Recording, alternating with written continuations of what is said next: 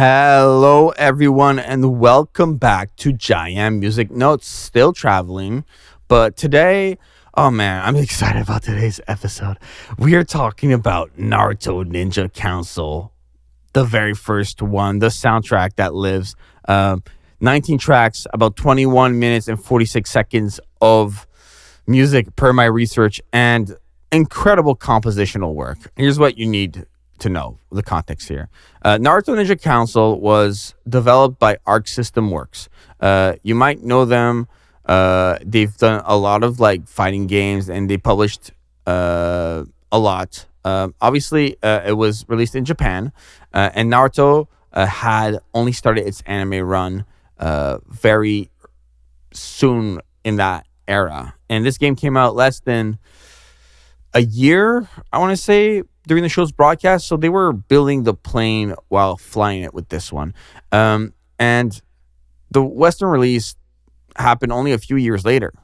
By that time, Naruto was a huge phenomenon in North America, thanks to Cartoon Network and all the other broadcasting that it had. And the game was late to its own party in the West in that sense. But the music was written for a Japan release.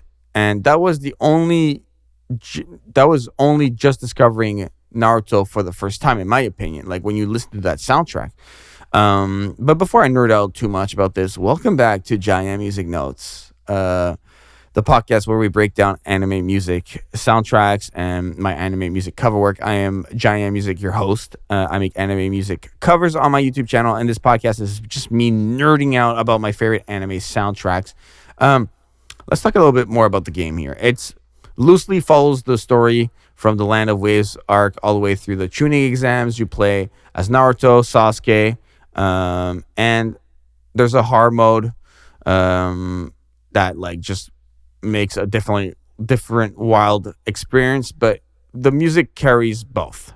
And to me, Naruto Ninja Council is such a sweet game. But you know what's sweeter? Having a sponsor for your podcast. Let's dive in. Laser Audio Technologies, they make creative effects plugins. And if you need to make a Game Boy Advance soundtrack in 2026, that is where I would go. Laser Audio Technologies hold itself super high, super well. I believe them in their product. I find their plugins and their creative effects to be phenomenal. And if you use code JaianMusic, you get 30% off at checkout. Every dollar from that code goes straight back into the podcast, such as GoPro Kyo, who does all of the artwork. So before I talk about the individual soundtracks here, I need to share something that jumped out to me when I listened to the music. These tracks, they're all centered around a pretty similar key. I felt like to get like, not too music theory here, but a key is just like, it's a set of notes that falls in a key. So for example, in a very simple way to explain it, it's like the key of C, obviously notes being A, B, C, D, E, F, G. The key of C is only all the white notes on the piano. So none of the black notes on the piano would be in the key of C. A lot of this music sounded like they were sharing the same notes, is what I'm saying. That might sound like a limitation, but I want to argue the opposite. I think it's a aesthetic choice. I think it defines the entire personality of the soundtrack. It had its specific emotional quality. It was more assertive and energetic without being too aggressive. It's a natural brightness and confidence that converge together. And that, to me, describes Naruto Uzumaki. He's not a brooding protagonist. He's not solemn or weighed down. He's like high energy, he's noisy, and he's stubborn and refuses to give up. You look at like the title screen, the music runs for under a minute. And what I think about that is like, it's the same length as a short ad. It's like barely enough to say hello. And though in that under that minute, you want to know like, what kind of world am I entering? And I really found that the track doesn't ease you in. It doesn't whisper. It announces. It's urgency that's here right for Naruto. And you're not even visiting the hidden leaf as a tourist. You're like arriving as a ninja. The rhythm hits hard and it's clean, and the melody is punchy and just short.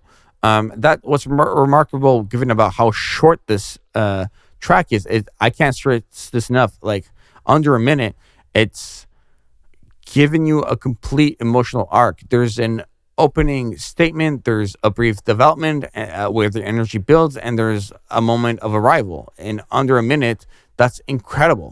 That's craft. That's musical craft right there.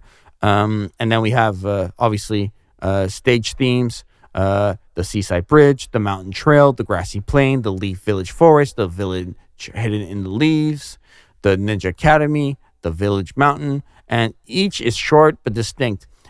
Each somehow feel exactly like the place they named. And that is the entire art of a game distilled into these like tracks. The seaside bridge, for example, it's slower, but it like moves with the melody that's like rolling, slightly unpredictable phrasing creates that sensation that something's slowing. You can almost feel like the sea wind. And this is the Land of Waves arc in musical form, in my opinion. Then you look at the mountain trail, back to full speed. The mountain doesn't wait for you. This track is upward momentum. It's like go, go, go, go, go. And then you have like the grassy plain, a slower track here. The theme doesn't really like stay in the same musical phrasings or notations, and the effect is immediate. It's profound. You feel more relaxed. You don't have that high energy that the soundtrack kind of carries, and that, in my opinion, is harmonically rich content because it widens the musical scope of the entire soundtrack. And then you look at the Leaf Village Forest, very similar tempo to the Mountain Trail, and like it feels like the same key to me. The melodic choices are more angular, the harmonic movement is less predictable, but in the world of Naruto, forests are not safe places. Orochimaru hides in the forest. Danger lurks between the trees. The music knows this, and it needs to remind the listener of that. I could go all day about all these different tracks. Like, for example, the Village Mountain Day and Night. Same places, two different truths. But the difference is between them is their musical, how can I say, their musical sophistication. The day one has this bright openness, but the night is darker and more counterintuitive to the day one. It's got a higher tempo, creates tension rather than strategy. And I find that that's like a nice counterbalance within the track. And then obviously we got like the boss music, boss cutscene music, and then shorter songs here, just like 11 seconds. It's anticipation. The tempo drops a little bit more. The boss battle, when the fight begins, it's the same tempo as the cutscene. And that's a brilliant choice because most game music would like kick it up, but like, no, let's keep the same BPM and add on to that adrenaline rush without acceleration. I love that choice. There's so many like soundtracks here that I wrote down, and I feel like just giving my thoughts on every single one is not necessarily the way to go about this. It's really just the, like, you have to look at the soundtrack and understand that like we have a high energy like knucklehead ninja, but we have like musical sophistication with all that. Naruto Ninja Council, this first like version of the game, obviously there's more to come, was so well put together. And the composition here is like such a powerful statement about Game Boy music. They broke from the world of Naruto and told their different story. The grassy plain has breathing room. The Hidden Leaf Village theme has this explosion. The rival ninja stingers are like asteroid intrusions are phenomenal. They like, it was understood that the emotional difference between day and night in the mountain was like necessary.